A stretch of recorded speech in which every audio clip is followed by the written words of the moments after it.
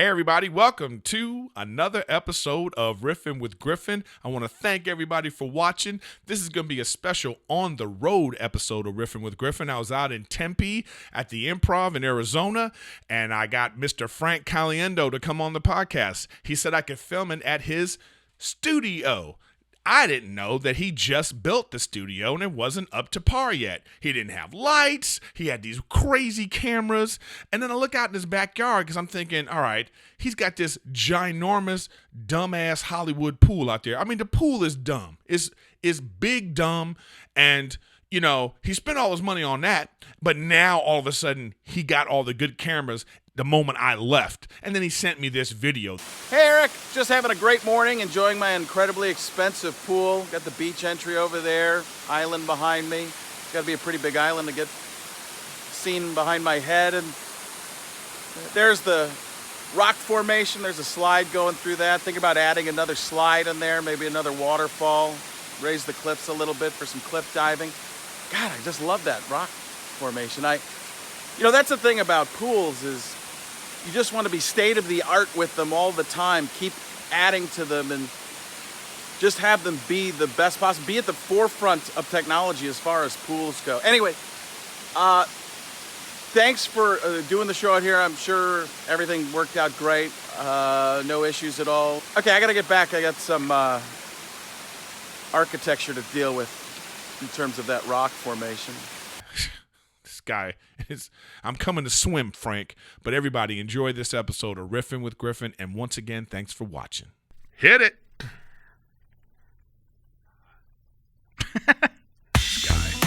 All right, ladies and gentlemen, I know this looks weird, but welcome to your favorite podcast. You know the name. And I'm here on the road in Arizona with the very funny, the legend, the living legend himself, Mr. Frank Caliendo. So true. Now, I don't have my singing mic because I'm normally on here. Whoa, whoa, whoa, whoa, whoa, whoa. Frank Caliendo. I am so... Whoa, whoa, whoa. Am I supposed to... Whoa, whoa, whoa. There it is. Yeah. The people love the woo-woos. Whoa, whoa, whoa, whoa, whoa, whoa, whoa.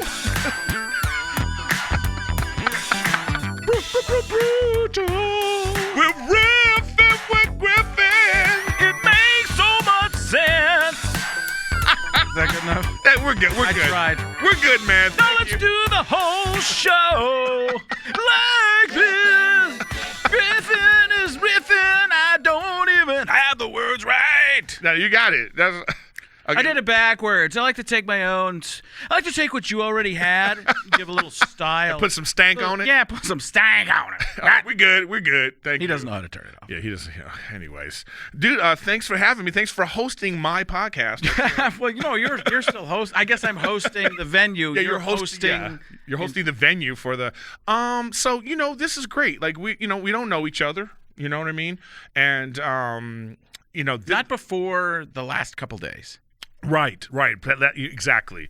But like I've known about you, I've heard about you, I see you, I'm a fan.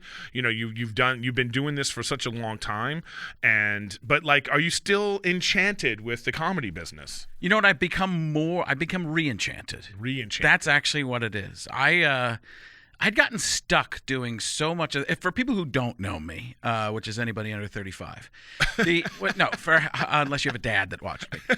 And I'm 45. It's this weird phase where I was stuck doing the same kind of thing. The thing people know me the most for is the John Madden impression over the years. It was just that, and everywhere I go, I never realized why when somebody would go on a talk show or something, they say, I don't want to do the thing I'm known for all the time. Because Leno would bring me on, hey, do some John Madden. I mean, there's a guy, boom. And then everybody's like, oh, that's all he does. And then you start to get pigeonholed. And I was making so much money. You were like, pigeonhole me all the way to the bank, right? Yeah, it's a pigeon abyss. I'm fine with the you should have started a production company called Pigeonhole. I was right there. And it's for me, it's interesting because it was not just impressions and like, it was sports impressions. So they put you in a category of sports and impressions, and then like the rest of Hollywood looks at you as like, oh, you do two things we don't care for. Right. So you do 2 things we can't put on TV. yes, unless it's on with these sporting events, which why am I talking like an incredibly rich person? That doesn't fit the genre. Well, no, you are an incredibly rich person. This is your studio. This is very nice. Oh yeah, and I just built this with change. So Loose change. You know what? We started wrong. Okay, you're right. People don't know. I know, but people don't. My listeners, especially the young ones, they're not going to know. A lot of my listeners are like Bobby Lee fans. You know what I mean? Yeah. You've beaten at ping pong. But I hear. here's the thing: I was on MADtv with Bobby Lee. Yeah. I used to play him and his brother. I crushed both of them. And if he wants to refute that, I challenge him to play in my garage. Yeah, you heard it here first. Bobby was crushed by Frank Caliendo at ping pong. There was a period of time where it was pretty close, but then I took some lessons, and then no, that's you want to get better at golf. You go to a golf pro. You learn the game. I played with some Olympians. Really? Oh yeah. That's how much you wanted to beat Bobby. No. I couldn't. You had some ping pong Olympians flown in from China, and you. No, I went to China. No. And people don't realize that there is a reality of that in the Asian countries, and this is a really high level table tennis. By the way, people go, is it ping pong or table tennis? Which one is ping it for pong? you? Ping pong is actually a name brand. It's like Q-tip or Kleenex. Oh. Table tennis is the actual game. See, then, I did not know that, Ed. So good. I know who you're doing. So in China, in some of the other Asia, like Korea, and Korea is actually, there's 2 different Koreas, but the Koreans, which I'm guessing is probably the South Koreans. I'm saying you really wanted to be Bobby if you went to North Korea. Well, we thought about doing that as me at the time, George W. Bush, and him, Kim Jong-il. Playing Kim Jong-il at the time, playing ping pong for like ping pong diplomacy, which was actually a thing that happened, I think, during the Nixon administration. Ping pong diplomacy? Yeah, there's a Google it. There's a thing. But Bobby and I are great friends until recently, and no, Bobby. My family will all go out to see Bobby, cover the kid's eyes when he starts to take the clothes off. Yeah, it was just just be glad I don't do that because it's like outrageous. a hairy jungle. Yeah. So outrageous. Oh, because you're Italian, you're a hairy guy. Oh yeah. Your back is a mess. Yeah. Oh, my back is worse than most people's back. So it's just, played ping pong, table tennis with Bobby a lot. His brother was there sometimes, but I've even improved a lot since then. So that's a challenge. The challenge has been put out. Yeah, let's do it. There's some YouTube channel or something that has like celebrities playing ping pong. That's a new thing. They're doing it now. They just started something new right now. One of the guys from Workaholics, the director Kyle Nunacek, I think he's a part of that. Oh, okay. I think they're doing it. Yeah, the only guy that that could beat me, and it would depend. It was because of the kind of paddle he plays with. Is I can't think of his name. Sounds like so ping pong nerdy right now. Oh no, because the type of paddle he plays with. Well, yeah, because he plays with these other types of pips that are pips out that changes the spin of the ball. So it's not regulation. No, it's regulation. It's just a different style of playing, and you have to get used to it. Right. Like it's in your mind, you have to anticipate that the ball's going to. When a ball hits a sticky surface, it reverses and goes the opposite way. When it hits this surface, it continues the same spin. So if I go top spin to your top spin, and you have the same kind of paddle, it's just fast back and forth. But if you hit it to the other kind of paddle, I hit it with topspin, it comes back reverse. And your brain has to figure that out. Then people have 2 different sides. That's why we've lost every viewer. I know. They just cut, edit. Ping pong episode. Ping pong. Judah Friedlander, who is very good. Let's get something. So you should skip forward to this point. If you want to hear me say Donald Trump, ping pong is a tremendous game, but I don't like any of the people playing it. All right, so this is great. So this is what actually I'm glad you just did that because this is what you're known for is you do a lot of great impressions. Tremendous impressions. Incredible impressions. Probably the #1 impressionist on this show right now. And the downloads going through the roof. I could do a pretty good. No. Oh, you do fantastic. That was almost Nixon though. Yeah, I'm terrible at that. I could do like you do a lot of great characters. Yeah, that's a different. But you actually different. you have it's a definite dead on skill. So you've done impressions for a long time. Then you started doing a lot of sports impressions, and That's what you became famous for. You were on Fox Sunday Fox morning. NFL Sunday. NFL Sunday. The ESPN, doing some other stuff there. Yeah, so you kind of went into that groove, and you were just out on the road doing all that after your MADtv years. So that gets everybody caught up on that. So, but I can tell from talking to you that, like, so once you got into that lane of being an impressionist and making a lot of money doing that, yeah, that's when you became pigeonholed into that genre. Yeah, because I would just do it all the time, and it was easier. I mean, that's a big part of it. I think there's a huge element of laziness and being complacency. So that's a word, right? For some reason, it didn't feel like a word, but I think it's. Yeah, if it's not, we'll make it one. But it was this whole thing of. That was the easiest thing for me to do. So if I'd call up a radio station to promote a show, I could easily just go into all the characters right away. I didn't want to tell stories. I would just start talking as the characters. People would ask for the characters, and they would talk to the characters, and they wouldn't even talk to me. And it would end up selling a bunch of tickets and stuff like that. But at the same time, people weren't learning about me. That's one of the things I love about podcasts, and I've learned about podcasts, is that people get an emotional attachment to you here, and they learn about you, and they start to understand where you're coming from. And then I'm a show, an act that people come to see. Right. They don't necessarily come after watching you. I would come to see what's your take on something. I actually am interested to know what your takes are, because I found you very intelligent. I found you to be curious and fun, jovial, but also poignant. And you made a lot of great points. I'm watching that going, okay, I get it. I understand. Now you're saying this now, so I feel like there came up. First of all, you can't downplay the level of talent it takes to do what you do. But because it's easy for you, you kind of like push it off to the side. Okay, but it's the easy thing, but it's not easy. It's easy for everybody you. Can't do magic as well. Right. But what happens? Everybody can stand around and watch. When a magician goes on and does magic, you're like, do another trick. That's what impressions are. Do another trick. Now, every once in a while, there's a David Copperfield. And you're like, I want to see David Copperfield. It's not necessarily I want to see the magic of David. I went to see David Copperfield. I want to be, if I'm doing impressions in part of my act, I want to be the David Copperfield of impressions. That's more of what it is, as opposed to being, hey, you're the guy who does the John Madden. Now, as this was going on and, the fame and fortune was happening, at what point did you go like, oh my God, like is this all I'm going to be? Is that the point that you've been at right now of thinking like, I want to do more. I want to do podcasts. I didn't really want to do more for a while because I had kids. Gotcha. And once I had kids, that became my priority. I'm having trouble with certain words, multisyllabic words. Priority. It's an old school Tom Brokaw. Priority. So I can turn anything to an impression that's from 40 years ago. So, that's part of the problem too, right? Because I guess right now people are like, "Who's John Madden?" Right? Yeah, that's why they only know Madden is a video game. He's not even a person. Yeah, it's not even real anymore. That's why I started watching like more things like Avengers. My daughter got into Avengers. Started doing a Robert Downey Jr. Okay, do me a favor, enjoy me, because I may not be here that long. All right. He's actually turned. I talk about this in my act a little bit, and it's one of the points I make. He's actually turned into the Tony Stark guy all the time. Have you seen? He's like, we're going to change the world. Yeah. And make it better. I am Iron Man. Like, you're not Iron Man. Yeah, he started some foundation too. It's called Stark Industries. Well, when you've made but again, for him, right? He actually got Frank Caliendo, because he was like, I've been doing Tony Stark now for 11 years. I've made so much money as Tony Stark. He was the highest paid actor for like 5 years in a row. Every time an Avengers movie comes out, he's the highest paid actor. And then he was like, well, this is. So I went to a Comic-Con in Seattle. And I know some of them, some of the people from the Comic-Cons.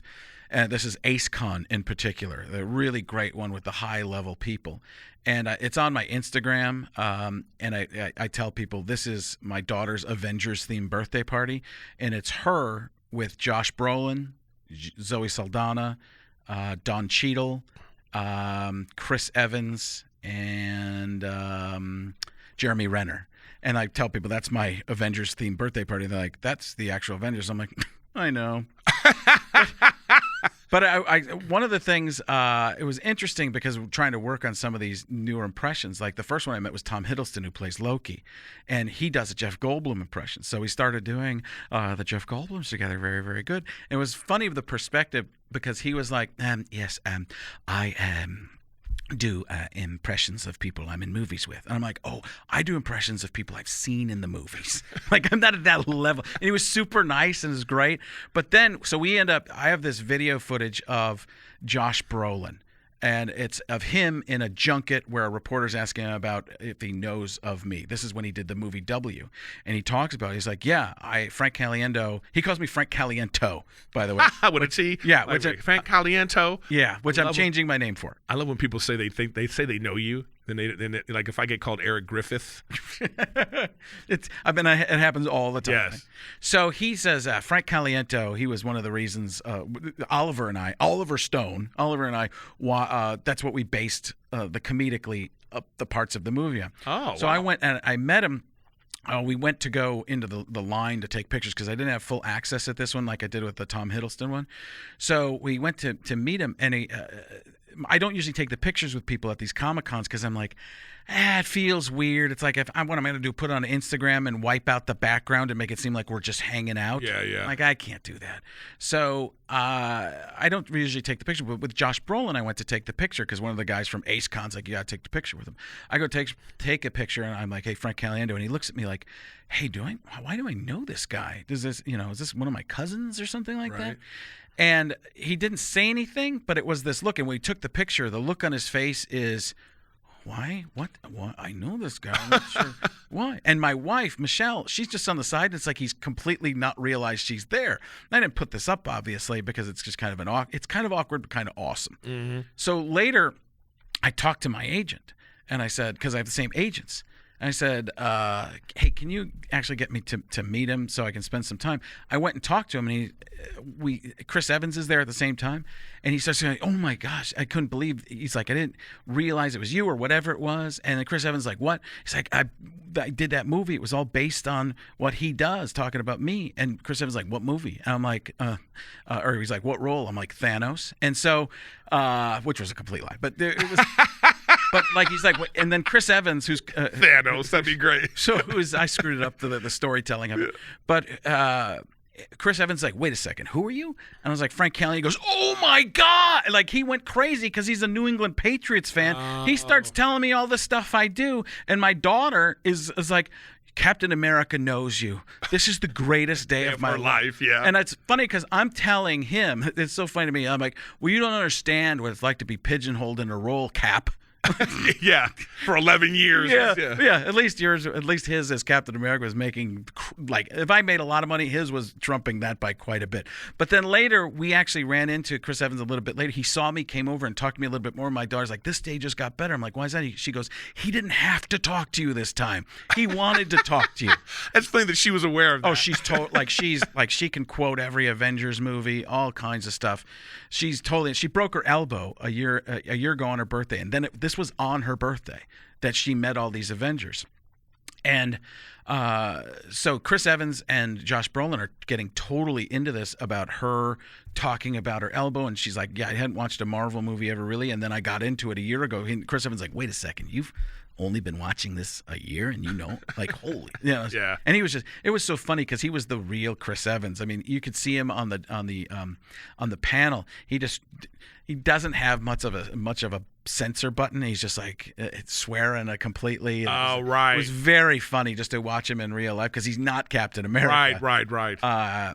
But he was really great, truly authentic, and same with Josh Brolin.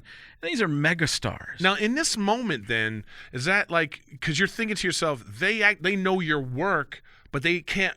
People don't put it together that this guy, right? Because this work that they love. They don't expect me to be. I'm 5'6". And when people think that I'm going to be this big guy because of a lot of the characters I've played, they think I'm going to be Will Sasso, right. Who people get me and Will Sasso confused because we're both fat guys on MADtv at one point. Yeah. And they'll get me confused. Fat with white guys. Yeah, fat white guys. Artie Lang. I mean, there's. Oh, really? Oh, yeah. I'm sorry. Yeah. So I have a nose, though. Yeah. Is that brutal? I've just seen pictures. Artie Lang, when I went on Stern years ago, Artie made. I'd only been on Stern once. I went on Stern, and I was kind of scared about it. I was doing a Norm Macdonald impression the whole time, you know, and that he liked that. But Artie, who's great friends with Norm, was just going crazy and talking me up, and Stern loved it. It was just one of those moments in my life where I was like, this is really cool. Like Stern's like, and so Stern, I don't do a great Howard Stern impression. He's like, so do you cheat on your wife? He's like, you don't. You're a nice guy. And he went on. Oh, he that's moved a great on from Stern. What are you talking about? That's good enough. I just do it short enough. And starting to go. it's just quick. Complete sentence. It might be messed up. Yeah, like I don't use punctuation. Yeah. I just try to get out of it and mumble through it a little bit, and it's just got to be good. That's the thing with.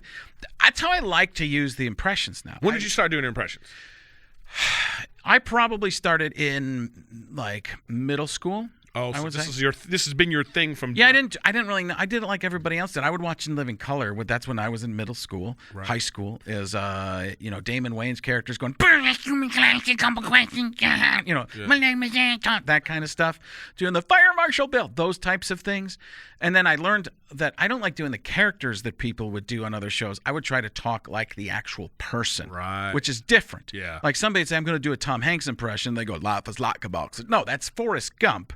That's not the impression. If I was going to do a Damon Wayans, it would be more like that, this kind of thing. I don't do a great Damon Wayans, but that's the way to get to it. Or a Billy Crystal, nobody even knows who it is, unless you're watching Monsters Inc. Then of course maybe you could figure it out.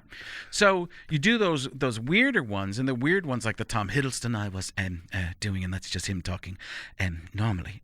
So you do that, or you find something weird about it. Like I found this is more a visual thing, so more people watching it. Like with a thing that I'm trying to work on for this show is like Tony Stark, Robert Downey Jr. Talking to Bruce Banner. Hey, Bruce, do that thing where you scrunch up your face and are a little confused. I don't know what you're talking about, Tony. It's like every time. It's that's the relationship, and that's the fun thing about it. So finding those things and just moving on from them. I do a little bit in my act now. It talks even a little bit about pigeonholing. I'm trying to find the threads that I'll put this stuff all together. Chris Hemsworth. We know him, Thor, right? And we know him from that Loki, my brother. That whole thing. Yeah. He's cast as Hulk Hogan. And you think about that audition, the first time he goes in, Chris, can you come in? Sure, no problem. Could you do a little Hulk Hogan, the voice for us? No problem. Let me tell you something, brother. I don't know, is that really... What is? Yeah. And this is something we talked about back on my podcast and stuff before. Alan Frank tried to be serious. Was that there's the reaction? Like I can do the voice, but it's the reaction of me playing the other part through reacting to the voice. That's actually the funny part that makes the whole bit work. Exactly. Yeah. So there's that, and that's one thing that like other comedians. One of the things I've gotten, I'd say, lucky on comedians who are monologists and great storytellers. They usually liked me because I had an act. And the act was written to not just, hey, here's the impression. Here is a story, a setup, a reason for the impression. Right. Here's this character in this situation. And not just that, an observation on the person. So what's your take? In acting, you know, we talked about acting as well. And one of the things about acting is, you talked about drama, and how you have to have the backstory. Yeah. I actually try to take a person like Al Pacino. So Al Pacino, for me, my take on him is he's amazed by everything. In acting, you're curious, right? Al Pacino is one of the greatest actors of all time, arguably the greatest actor of all time to some people. So he's super curious. So he's amazed by everything, even a simple light turning on, a light switch. He's like, wait a second. You mean you flip a switch over there, and a light goes on over there? Whoa! This is sorcery! And that's what the take is. And then the take, there are people that do better impressions than me.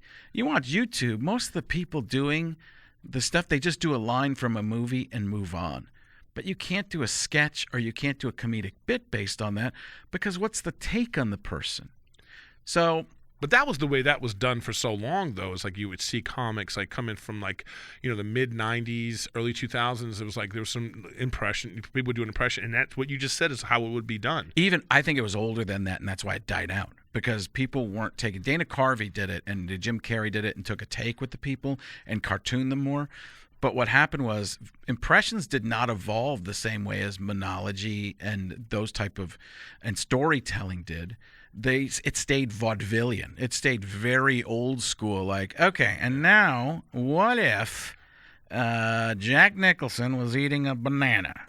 And you're going, is there a reason he's eating the banana? I mean, I don't get it. Where's this coming from? But what I try to do is try and make them like characters and set them up as people. And that's what I'm trying to do in the act now, or even in real life, is take things. You do a great job of this, is you take a person, you let somebody know what the point of view is of the person, and you become the person.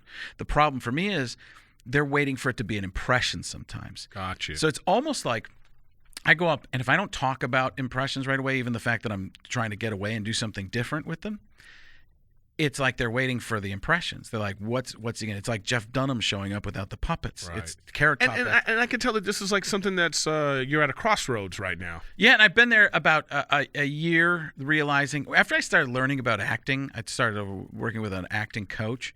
I was like, geez, there's just so much. I never wanted to be an actor. I didn't know.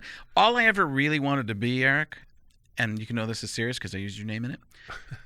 All I wanted to be was a guest on talk shows.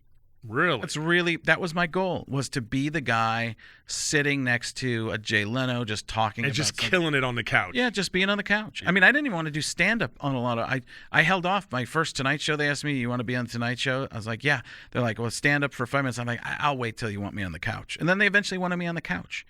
And that to me was, I just wanted... Because it's really the same kind of thing. It's just telling stories.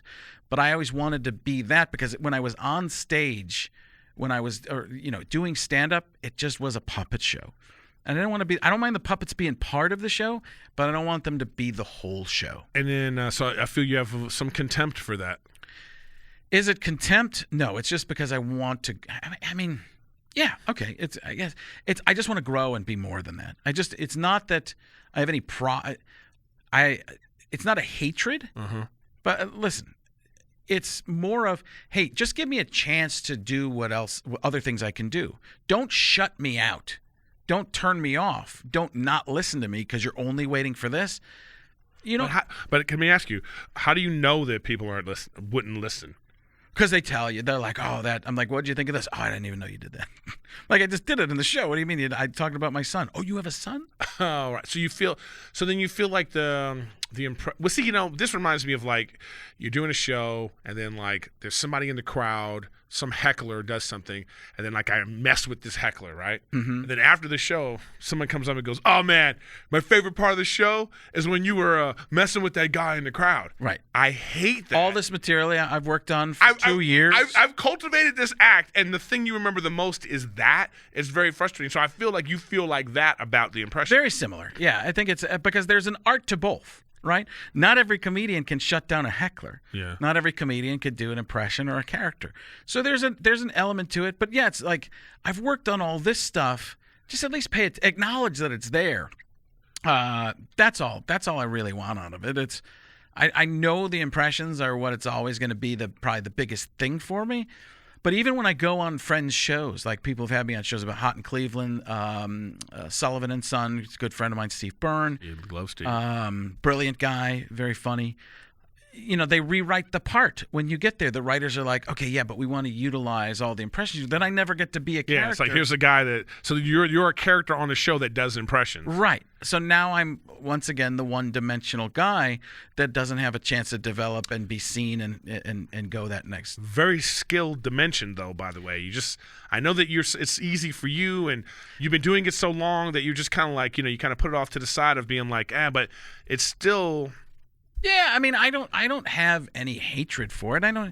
It's not. You just want more. You want to evolve. Yeah, I just want to be more. It's any kind of. I never used to understand Adam Sandler or Jim Carrey or any comedian who wanted to do a dramatic role, because I'm like, you're at the top of the world in this game. Why would you want to be something else? Because you just feel like you can be more. Gotcha. You just feel like, hey, you've gotten the chance to do dramatic roles, comedic roles, do stand-up comedy. when you can do different things, you just start to feel, wow, I'm pretty well-rounded in this business. And there's a great feeling for that. You know, it's weird because, like, the grass is always greener on the other side, you know? Because it's like the people – I feel like the most successful comics in the last 10, 20 years are ones that have a sort of specialty, or they know their crowd. You know, it's like you know, it's like the blue-collar guys, Right. you know? Like they know who they're talking to. They have this character. They do this thing, and it's like super successful. You know, even Jeff Dunham we talk about. You know, he had his thing. You know, even if it was something that maybe he was sick of doing, or if people only looked at him like that, it was super successful. And it's like, you know, it's like a jack of all trades, master of none. Is that better or worse? I don't know. Yeah, I mean, if you believe you could be really good at something else, and I think I'm getting to that point. Do I think I'd be a great actor? Let's say 5 years ago, I was a terrible actor. Mm-hmm. But I learned about acting, and I spent the time to learn. Just give me the chance to try and act a little bit, as opposed to, oh, you're that impression guy. Well, what it's going to be then is that you're going to be in a part, and people are not even going to associate it. That's what's going to happen. That's what you really want, I guess. Yeah, I want people something. Go like, they're going to be, is that Frank Caliendo? Yeah. I've got your glasses and a mustache, and all of a sudden, like I steal your look. Yeah, like, hey, that bastard. like the Drew Carey Brian Haley argument. Like you ever hear that? They had the similar look, and Drew Carey's like, "Hey, that guy's got my look, man. What's that all about?" Yeah, another person. Spin the wheel. Knows. Spin the wheel. How come you never I always thought that I would see you like you would be on like Wheel of Fortune or you'd be on Family Feud, you know, or something like that. Hosting it? Yeah, hosting it. Oh, I thought like just a contestant. No. God, yeah, I really demoted you. No, I would be like, I could totally have seen you being like the Family Feud host. You know what?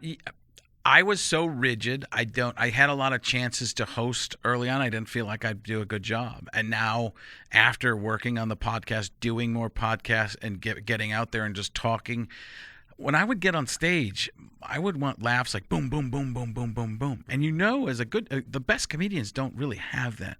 The best comedians just have hold of the audience and then take them with, and you laugh when they want you to laugh. Yeah. And that you listen at the other time. So you judged yourself a lot on that standard. Yeah, I just liked getting the laughs so much, because I felt like that's what I needed to do, is laugh count. But there's a reality is people never get to know you when it's just all the voices and the laugh count. I feel like this is a theme that you have right now, that this is very important for you, for people to get to know Frank Caliendo, the man, the person, and those talents. I feel like this is something that you're really striving for. Yeah, absolutely. But again, I couldn't have done it a few years ago. I wouldn't have all this time where we were just talking. I'd be like, do I need to do another voice right now? Right. Like almost thinking about that. How can I work the next voice in so people know it's me, feeling that I had to, or they would tune it out. And what I found is that honesty and vulnerability are two things that people, if they kind of know about you, and you're on a platform like this where your viewers, your listeners are tuning in and they trust your judgment on a guest you're having on. Because at the beginning, you probably have, not you necessarily specifically, but anybody who starts out, be like, I'll take any guest I can get. And then as it goes on, you're like, I know where my audience is going. I want people that I think my audience is going to like, and then you have to have a trust for that, right? And you have to trust it, and then your audience trusts you, and that's how it really grows. Well, I started off by doing like solo episodes, just talking about whatever was going on that week, and I would give a take on those things. Mm-hmm. But then it was like, I also wanted to have guests. I know a lot of great people, and I was like, I want to talk to like all the guys from Workaholics. I want to talk to some guys from I'm Dying Up Here. Then I want to talk to other comics, right? So there's fun. You can even talk about some of the same things you talked about when you do a solo episode. You bounce it off of somebody else, and it gives a different perspective. Exactly. And now you actually have a new perspective, or you have a change, or you have your audience is with you, and they're learning something new. That's the great thing about guests, is something new comes of it, a new perspective, a new way of learning, and that's where I'm at. I think I just used to just want to present and shoot everything out and just throw it out at everybody and throw it at the wall and see what's stuck. But you also wanted to be great at it, right? Like you seem to be like very meticulous about like you wanted the act to be boom, boom, boom, boom, boom, and then so you knew you were great at that, so you didn't necessarily want to step out and take chances. In Absolutely, scared to death. Scared, hugely scared to take that time to take a moment, pause. Jay Moore years ago said to me, he's like, "You're going too fast. You got to slow down." I didn't even understand what that meant. I was like, "Yeah, but I'm doing great." He's like, "Yeah, you're killing, but you're just spewing so much stuff out. People don't have a time to take a breath." And I'm like, "Yeah, why do they need to breathe?" They're busy laughing at me. Yeah, I'm busy destroying worlds. But then you start to realize, hey, I can say something. I'd love to get a point across. I took a. Now, in your stand-up, are you saying that too? Is that something? Yeah. That, yeah. so The podcasts are helping me do that too. Yeah. Even talking to you, I took this class. I went to University of Wisconsin-Milwaukee. This is 20 years ago, and maybe a little bit more now. And there was a teacher, and the only reason I point this out is because she made a point of it. And at this time, this was pretty out there. I guess out there. I don't know what to say, but more judgment on this person. She was a lesbian, and it was a big part of her where she was coming from. Her worldview. Yeah, and she wanted everybody to know. Yeah. And it was called stand-up comedy, and the other is who the joke is making fun of, and it's laughing. Are we laughing at the person, with the person, all that kind of stuff? Right. And I strived, one of those two, to try and mean something. This is before I started doing comedy for real. We did a performance, and I just did a bunch of impressions. And the teacher, she really liked me because I said, I'm trying to mean something with my comedy, but I'm not funny when I do that. I want people to walk away having learned something, but they want to hear, they want to see the puppet show. And she liked me because I couldn't do it. I couldn't get it there. But I'm like, that's what I want to do eventually. That's 25 years ago. And then I got lost somewhere. I just lost that thing. And I was just like, I'm just going to go make as much money as I can. And I was happy doing that because a lot of comedians don't have. I have my family. Yeah. Good for you. My kids. They became the first thing. Watching them grow up became very important to me. My wife, much less important, but still. No, but that's all important to me. And people would say, I used to get more auditions or calls for auditions. They're like, okay, so this really good director wants to, it wasn't really the director. You know how agents do that. They're like, this director wants to see it. It's like it's a casting person who never even heard of. I've gone into so many auditions where, hey, Frank Caliendo, who? I'm like, I thought you guys wanted to see me. They're like, we don't know. You know what? I'm talking to my agent, and I always go, listen, I'm looking at this part, and this doesn't seem, I don't think this is right for me. Do they really want to see me? Do they? Or is this just you getting me in here? I had a part that was read to read for. Was a 55-year-old Asian man. And I was like, why am I going to? Well, they don't know what they want. I go, then why is it written? 55-year-old Asian man. And if I try to do that, I'm done. Yeah. You know what my pushback on what we're saying right now is my manager said to me, he said, okay, yeah, Eric, I know you want to be in stuff that they want to see you. But you know what part they didn't want to see you?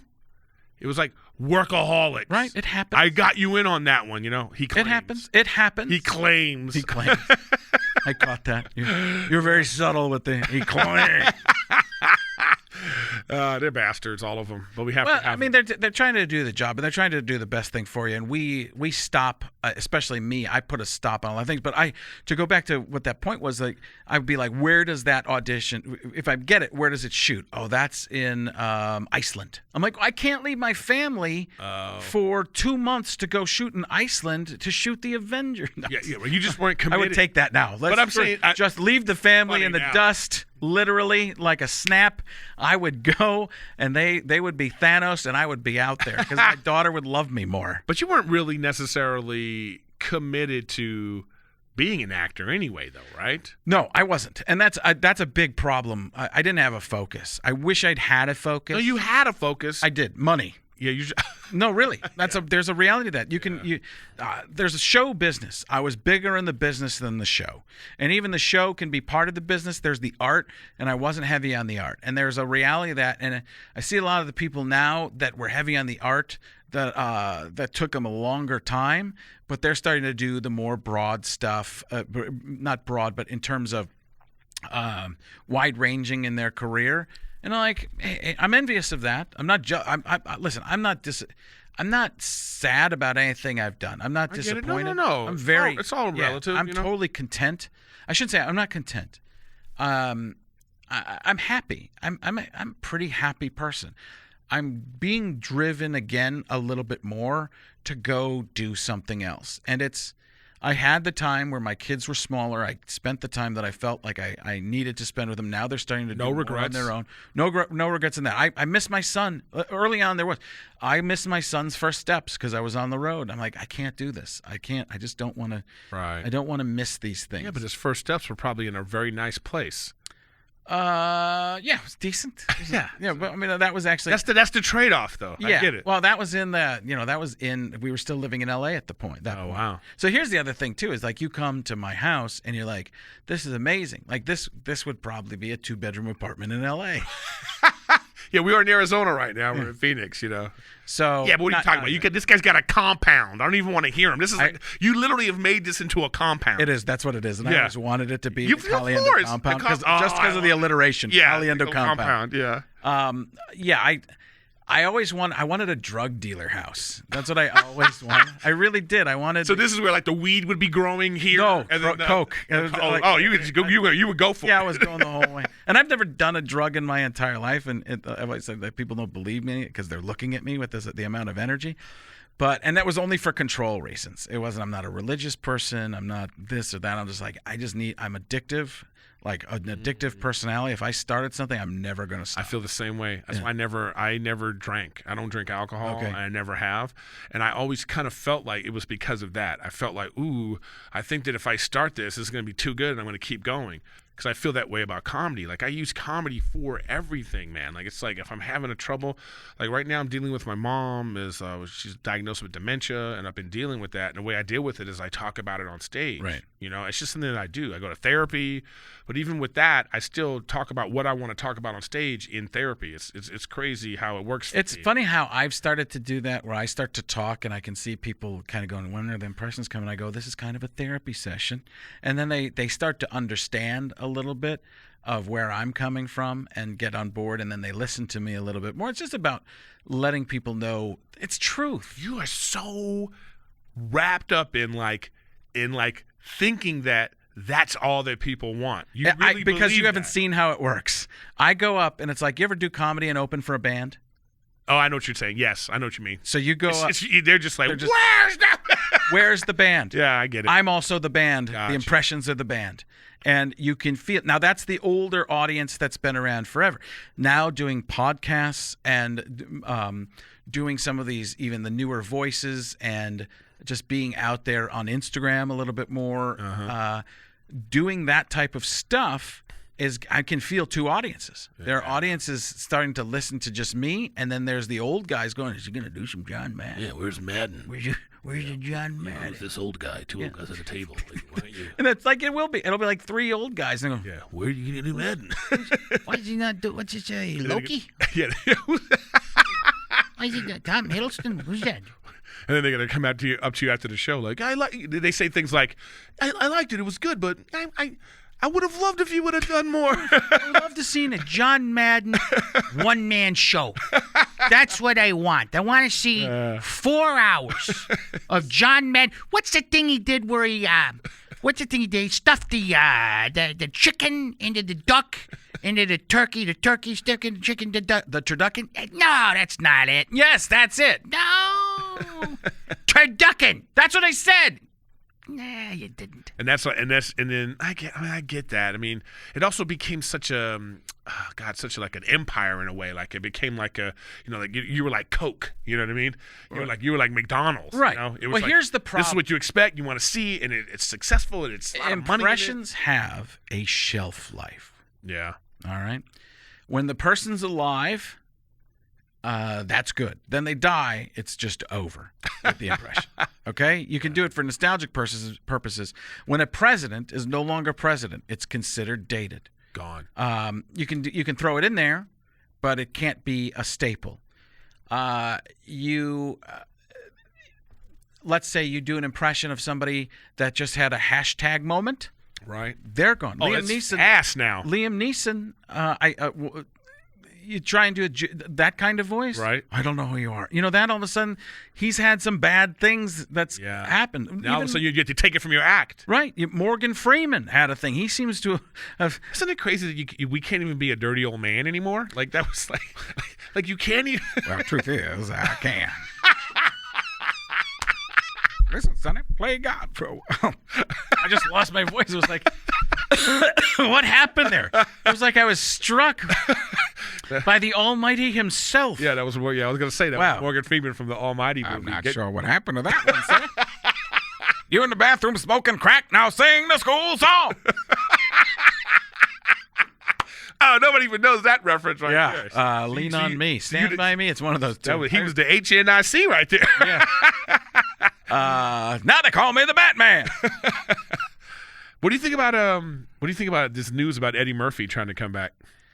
I didn't really see it, other than I saw he was on a promo for Comedians in Cars Getting Coffee. Yeah, he's talking. Seinfeld's he's talking to him about it. He said, "I'm gonna come back. I'm gonna do it." I think he's gonna start coming to the clubs.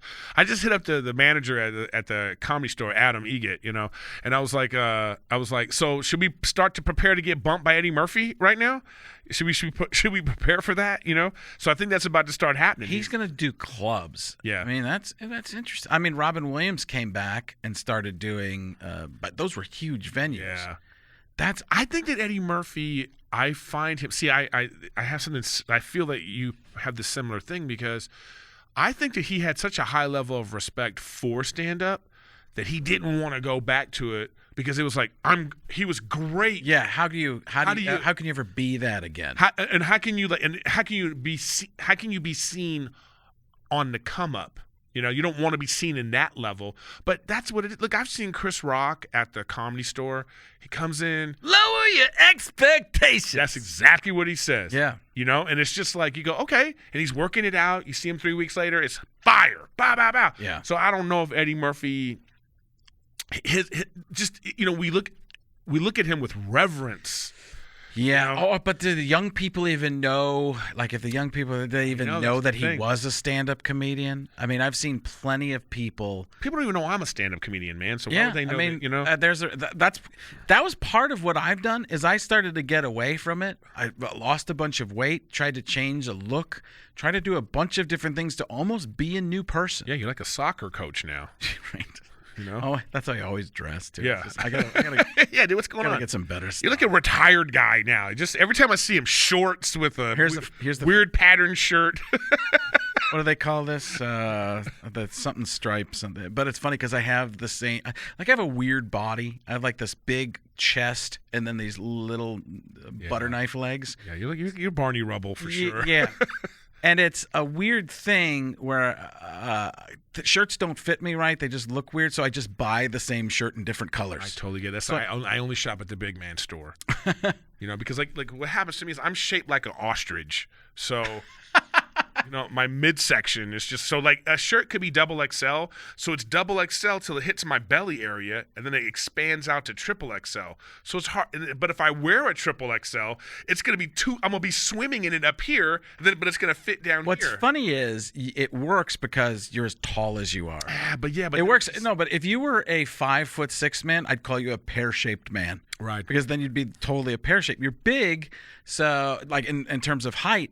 So you can do different things. I think but yeah, I see it now. I like, that's part of like, I talk about your walk up there. My appeal, you know what I mean? I know he says I have a weird waddle. It's a gait. Yeah. Your gait. I don't know. I'm trying to work on being healthier, Yeah, especially because of what's going on with my mom. I said to myself, well, damn, like, what am I, like, what leads to that stuff? And it's like high blood pressure, high cholesterol, you don't think some of that's just genetic in your mind? Like, no, I don't dementia. I know, no, but I think Is that hardening of the arteries? Is that what that is? I think it's like what do you call it? Inflammation, and it's all. There's things that lead to it that you can. Oh, really? Yeah, that you can prevent. I didn't realize that. I thought it was just genetically. No, if it would happen, that would be Alzheimer's, maybe. Yeah, if she was young, if it happened if she was younger and it happened, then that's when you know it's more a genetic thing, from what I hear. But I've been looking into this because now I'm worried about it. You know what I mean?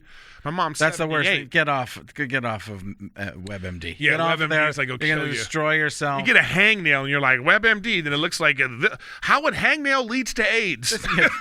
There's always that link.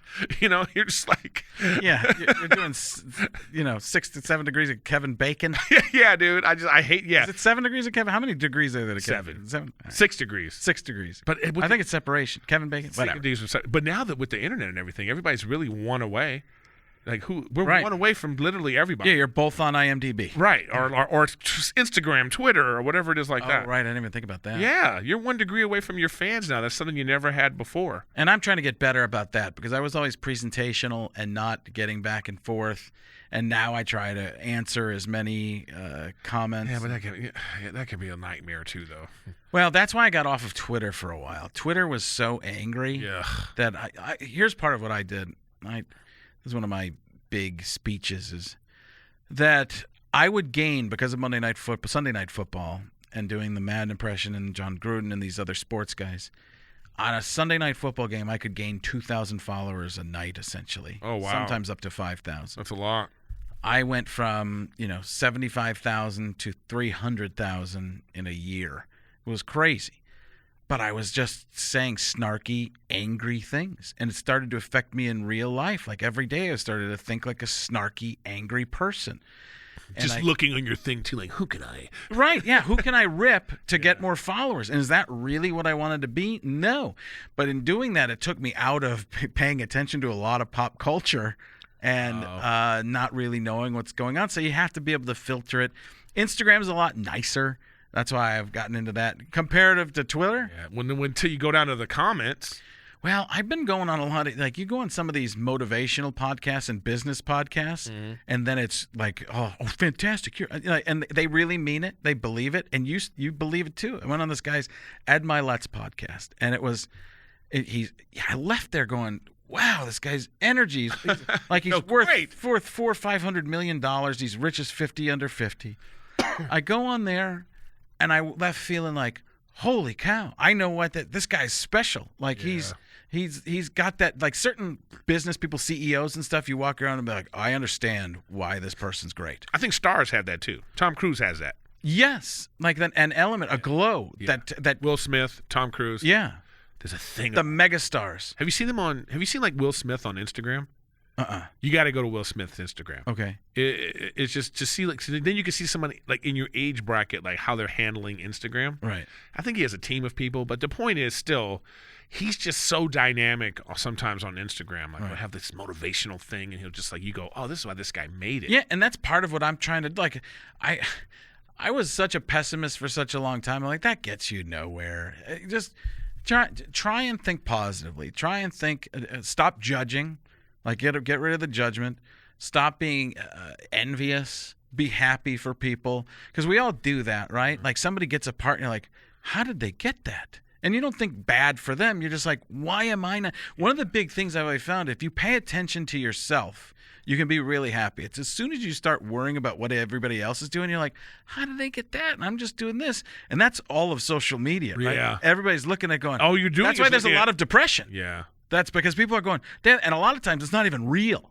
It's pretend. Yeah. People look really good, but they have 6 filters on. Yeah. And they're doing all sorts. Especially now with this thing, you can age yourself. You can make yourself younger. You can make yourself older. You can, all the things that you can do on the internet. I don't even know what people really look like. No. Yeah. I don't know. Now, I hate to cut you off, but no, I love that. No, but I know. Yeah, please cut me off. Mid-thought. It's your show. Is it? Have I been talking too much? No. I want you to talk. Okay. They always tell me that the thing they say they like about me is I let the guests talk. Oh, great. The thing I get is that you interrupt too much. But you know what? That's something that all podcasts have. They're like, you're interrupting them. You're talking because I want to ask questions. I want to get more things out of you. I think my people are right sometimes when they say that, though. So, I interrupted you. I believe it. That's okay. Romo. The interrupting podcast, No, but okay. Do you think that, like, in your height of your career, did you find yourself being not the best person? The best version of yourself? Were you like... I'm a better person now. You're a mean guy? I didn't think I was mean. I just didn't have patience. I lost a lot of patience. I was like, I don't have time. So much is going on right now. The other problem is I didn't take advantage of when I was at the height of everything I could do. I should have not been scared and try, because I had so many extra opportunities to do other things, and I always feared what people would say on one thing or another. And I wish I'd have been doing what I'm doing now, which it happens when it happens. Man, I know. it is what it is. You go back, but what would Madden say? Boom. You see how I just react? Yeah, you couldn't even help yourself. I couldn't stop. I mean, people do that. I felt like I had a remote control. Yeah, it's brutal. It's embarrassing. But at least you got to see it happen. Yeah, you were so ready to do it. I didn't even want to. I didn't want to. Why? Right. It was like me. You were the full moon, and I was changing into the wolf man. Yeah, totally. It was. Which would be a great bit. Madden as a werewolf. Let's not go. Madden. Nobody knows what it is. Great bit for anybody over 75. No, I'm just saying. I lost my train of thought. No, because you were talking about like how you wish you would have taken chances. You wish you would have gotten out of your comfort zone. Yeah, I would love to have done that. I realized that I just wasn't trained properly. I was on TV after being on stage I went up for the first time for real on a comedy club stage. I'd gone up once before, but I would say 1996, graduating from college. I was on TV the first time by 1998. Oh, wow. Was that MADtv? Yeah, that was on just like a late night show, Craig Kilborn or something like that. Then I got a Comedy Central half hour. So I was getting that kind of stuff within 3 years. Oh, wow. And so I was... You didn't earn it. I didn't develop. I was just a puppet show. That's the better... And I didn't know who I was. I had no idea. And still there are questions. But the best comedians, I think, have a take on... Like when I watch you, I go, geez, he knows where he's coming from. You know where you're going to come from on certain things. But you know what? The thing, I think the skill for this is like, if you know where you're coming from. So yes, I do feel like I know, but I don't always know how to convey that in a performance. That's the hard part for me. Right. That's the getting it to the stage part. You might not have that, but you know where you're coming from in the beginning. Mine shifts depending. I don't always. I'm starting to get it. Yeah. I'm starting to understand. You know what? I disagree with you. I think that you're starting to be okay with it. I think that that's a thing too, because I think that you're such a clean comic. You're clean. It's a certain type of presentation. You want to be. Kids can come to your show, and that's not even what I'm trying to do. It used to be probably what I would love to be able to just let loose, but there's too many people, and I'm not a huge swearer, but I will swear. Like in real life, you'll hear me swear, but I don't do that on stage because there's so many people right now. Because there's so many people that come out that they're looking for something else. It's like when Bob Saget started showing up and they're looking for the house guy. That was crazy. And he didn't. But the great thing was he really didn't care. Right. And I admire that. You cared. Because it's the art. And you're just trying to come from truth and who you really are. And that's who he really is. And I admire that. There's always a piece of me being hidden. And that's why the impressions were so easy for me, because it was hiding me. Ooh. And now trying to get a little bit further in my own, You're not necessarily okay with yourself yet. I'm okay with myself off. Well, that's what I'm saying. Personally, but are you when not? We have the talk. I'm getting there. But it's just, again, I worry about what people are coming to see, because I don't really like to offend people, but it's turning out. I'm just starting to realize that everybody gets offended by everything anymore, so stop worrying about it. I was just going to say that in the process of trying not to offend anyone, you actually offend everyone, and yourself. And exactly. Yeah. I just feel like from talking to you right now, I feel like, you're starting to be like, no, it's okay for me to think A or B. It's okay for me to think this and say it out loud, even if it's not coming from an impressionist, a voice. This is what Frank Caliendo thinks. Yeah, and that's. I'm learning and talking to other comedians, which is something I came up on the college circuit, which was me all by myself, basically. I was about to say, you skipped the brotherhood, you skipped the camaraderie. I did. It's because and because I wasn't a drinker or into any drugs and stuff like that too, that I always felt awkward around. I felt awkward in high school. I had friends, and then as I got older, I was always the designated driver because I was the one. Me too. Right. And that's the worst. I kind of felt like nobody even wanted to hang out with me. They just wanted me to drive. Right. And then at the end, it's like I've got to put up with these people that are just blitzed and like each other when they're blitzed, but you realize how ridiculous everybody is when they're blitzed and you're not. And you know what? I stopped doing that. I remember why I stopped doing that because I thought, oh, man, I'm going to be responsible. Like, if you're the sober guy out with a bunch of drunk people and some stuff goes down, now you're the one that's like, well, you were sober. Why'd you let this happen? Right. And I was like, nah, not going to be me. So I stepped away. I stepped away after a while. I was like, no, I'm not going to go. You guys go have your fun. That's partially what I did with society. And then you moved to this Arizona heat. Yeah, right. Like, I'm going to Arizona. I don't want to, away from all this. I don't want to be in a kiln. No, man, I think that it's just I like this. I like how you're reinventing yourself. Yeah. I like how you're questioning yourself. I like how you're still a little unsure, and you're just like, ooh, you're putting your toe in the water right now to check the temperature. Well, there's always been, if there was one thing that I'm finding, especially as I do look at some of the comments, because there are people that are just out there to troll you, but then if you see a certain amount of comments that are the same and constructive, one thing I keep seeing that people like from me, and it's why I'm continuing to go down that path, because it's real, first of all, and honest, is people are like, you're so vulnerable in some of these interviews. I've never seen that from you. Because they always saw me as this machine. A machine, yes. Yeah, with the Russians. Yeah. No, that's Bert Kreischer. No, but there's, like when I was at MADtv, I used to say, hey, we have to make fun of ourselves some. Otherwise, if we're only making fun of other people, people are just going to rip us like we rip other people. Yeah. And they're like, no, that's what we do is we just rip people. I go, but you have to have a sense of humility there. If you don't have that, then your fans are all going to be the same. I have a lot of sports fans. Like if the hero strikes out at the end of the game, I was like, oh, that's okay. They're like, you suck. That's the same kind of feeling. Yes. That and the reaction I get from the sports people. So listen, for me, it's all learning, and being around comics more and comedians, and just hearing how people have gone through this stuff at different points in their career, usually much earlier on. But there's this. It's kind of cool that there's this. I think a little bit of respect from people when I talk about this stuff. They're like, "Oh man, you really want to Yeah, develop I could tell this." that. I could tell. And it's also sad in a little way too. That you, no, I mean, just if I'm being no, it's honest. If I'm being 100 with you. I'm just the kind of guy. Could you be like 95? Even 95 is gonna be like. I just feel like that. I wish. But that's the I'm vulnerability. looking at you now. I wish you would have taken chances. Yeah. Oh yeah. I wish too.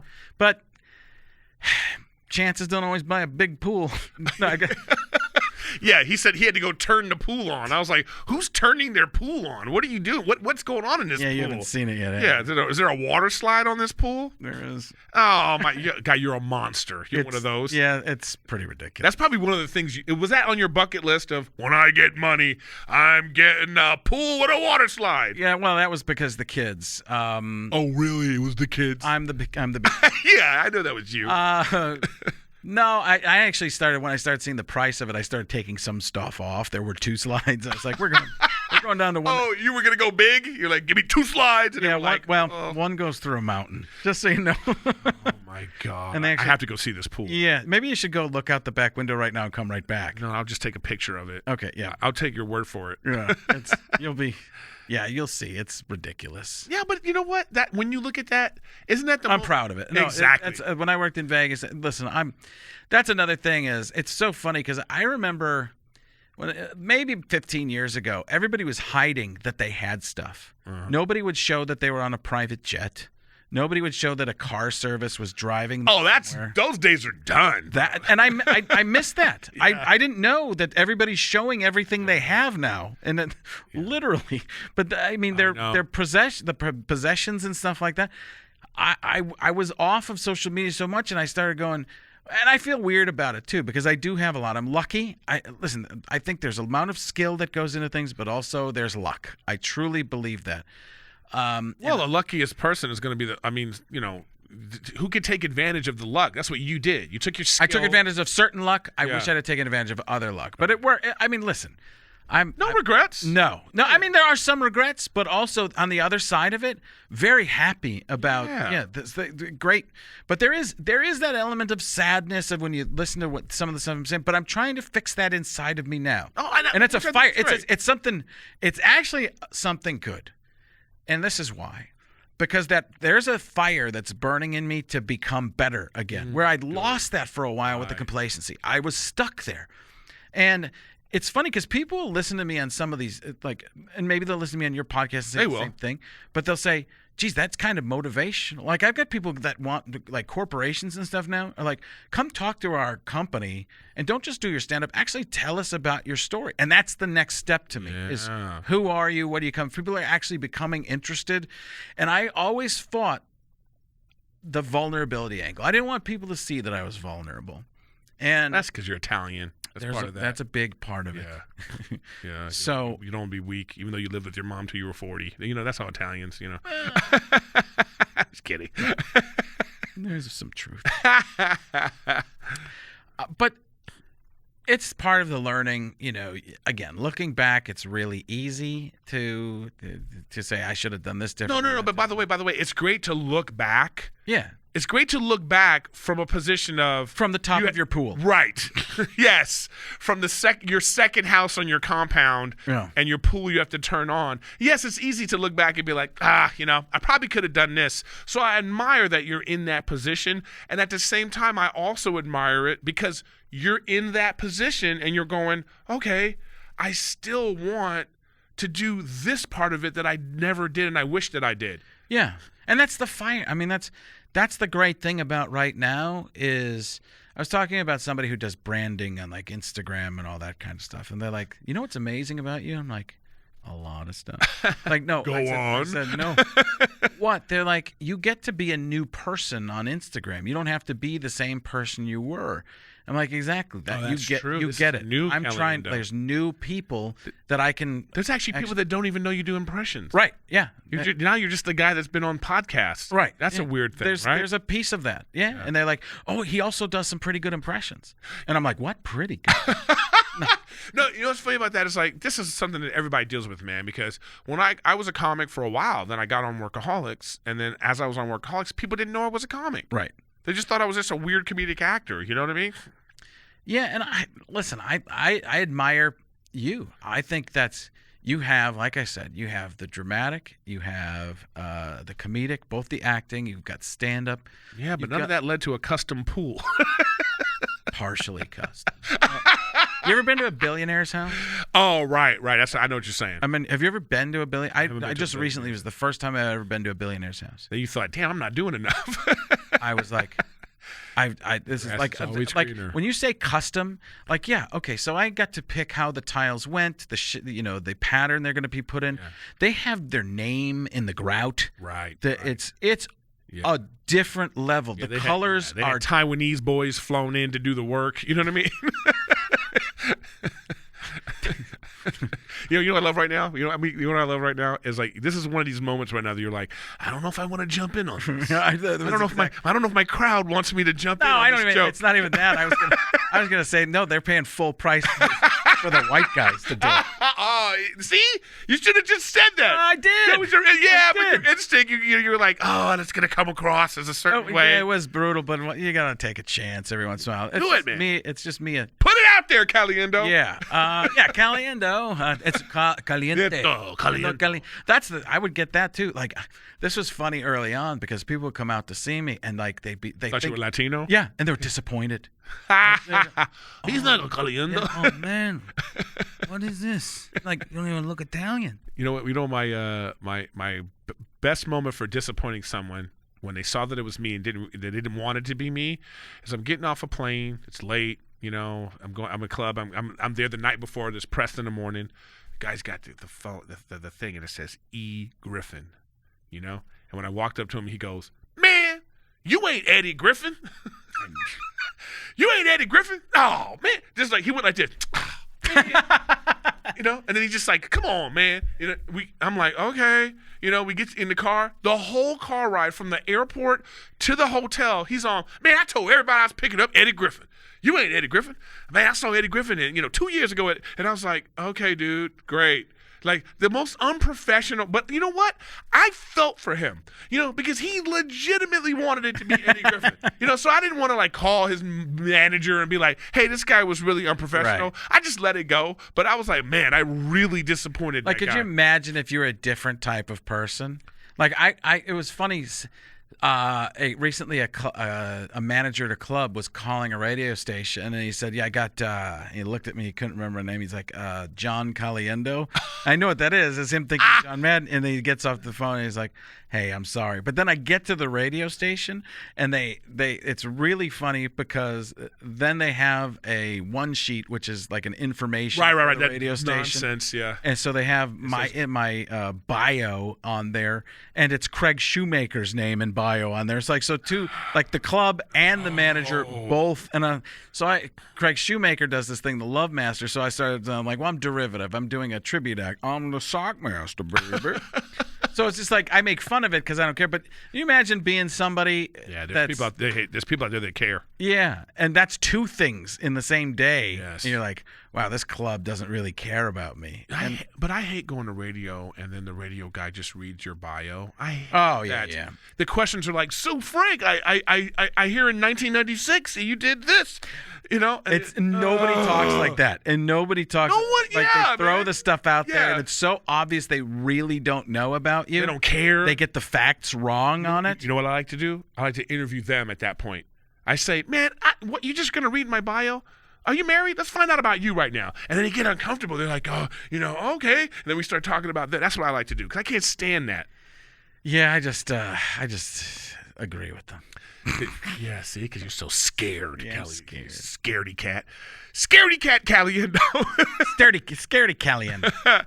You know Caliendo. what? You know what? This is good. I'm coming back to Arizona again another time. And every time I come, we'll just continue our conversation. Absolutely. But I feel like we've talked for a long time. I feel like I could talk to you forever. Listen, I'm so glad. Between the we two have the same agent. Go ahead. Yeah, we do? Yeah. I didn't even realize that. Yeah, is that how this yeah. Because my guy Ryan is the one that hit me up. Yeah. He's like, listen, man, Frank Callendo's going to be in town, and then for some reason you weren't in town and you changed it. Well, I was thinking about coming to L.A., and then my daughter has some her arm issue that I told you about before, the elbow. So she's got two doctor's appointments coming this week. No regrets on that. So, well, an elbow that isn't healing after a year. So we've got some specialists and stuff like that. There's no disease in the bone or anything like that. It just, she's a stubborn healer, and we can't figure out what it is exactly. So that was a big deal, and that's what's happening in this next week. So I'm not going back to LA. Then I saw that you were coming here. I'm like, well, let's do that. Yeah, that's perfect. Yes, this worked out great. And then I'm on his podcast, so make sure you go to Frank Caliendo. What is it? Alan Frank, Try to Be Serious. You can go to alanfrank.com, or you can go at Alan Frank on IG, at Frank Caliendo across the board on everything on different social media. If you can't spell Caliendo, it's the letter C, the word alien, and the word do. So at Frank C Alien Do. C Alien Do comedy. Bet you never done that before, huh? You know what? I really love the Eric Griffith Show. Okay, let me tell you the joke I get all the time. Yeah. Hey, man, do the glasses, nose, and mustache come off? That's the joke I get all the time. People think it's so original. And that's exactly why I wouldn't say it. But there is a reality. Here we go. You should just end the podcast there. Here we go. Ladies and gentlemen, we want to thank Frank Caliendo for never coming back. For being on the podcast, and also not just being on the podcast, but being a gracious host in his podcast studio. As you can see, it looks different from Riffin with Griffin, but this is a special on the road episode, and I really appreciate you having me here. Thanks for coming. I'm looking forward to seeing your journey and where it's going to lead to. I know that's going to lead to probably a fantastic, vulnerable special of just. There's a real. I would like that. Yeah, just called Frank. You know what I mean? Doing it your way, right? Wait. We maybe. can't. No. Not his old blue eyes. That when I was in Vegas, they were trying to figure out a way to do Frank's back in Vegas. They're like, I'm like, no. Oh, God, imagine people coming. He's not doing Sinatra. I'm more worried about the Italian side. He's done. Yeah. Oh, right. Is Italian mob still a thing? Cut to us in a fucking. Cut to us like, oh, we're not a thing. We're a thing. You know, who's this ever? I'll tell you that story about Uncle Phil someday. Maybe next time. Next time. You can't get cheese in Chicago without go to me. Why are you mad about it? What do you mean I can't get cheese in Chicago? He's one of those guys. Oh, you don't understand. Do you have one of those guys that has a guy for everything? Oh, yeah. I got a Q-tip guy. I got a guy for the Q-tip guy. I got a generic cotton swab guy. If you can't afford the Q-tips, and he gets you a deal. I got a guy who gets guys. All right. Anyways, look at us. We'll just keep going. This is Eric Griffin. This is Frank Caliendo. This is Riffin with Griffin. And thanks for listening. I'll see you guys next week. Absolutely fabulous.